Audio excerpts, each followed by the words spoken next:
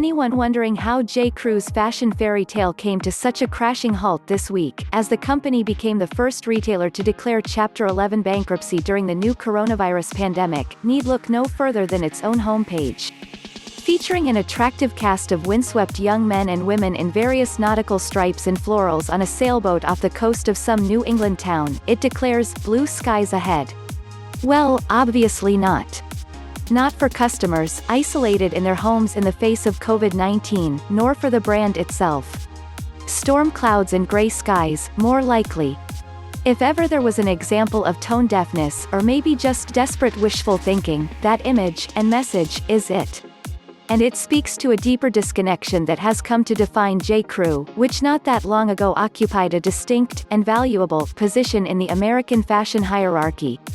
There's no question that the current pandemic, with its enforced store closures, was the immediate cause of the company's ills.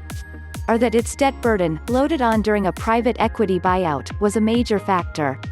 But there is another, more essential reason for its failure: a loss of aesthetic identity, an inability to give urgent, desirable expression to who we are now.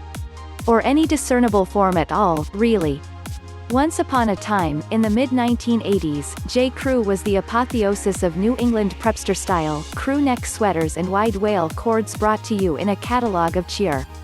In the early decade of the next century, it became synonymous with a certain eccentric rule-breaking, cheerfully steamrollering old distinctions between night and day dressing, haute and street, on duty and off, to great acclaim.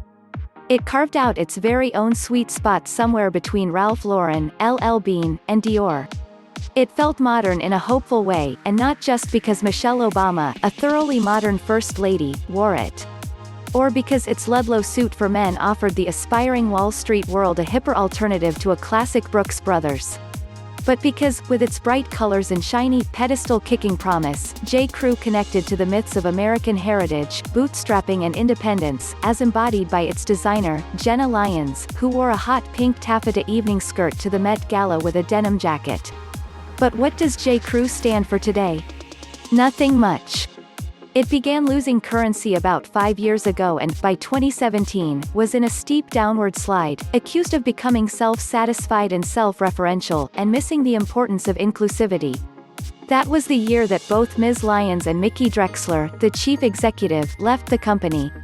They were replaced by a rotating cast of executives, on both the corporate and creative sides, who introduced other, cheaper lines that seemed driven by market research rather than intuition. And they failed to do much other than muddy the point as they flailed around, trying to connect.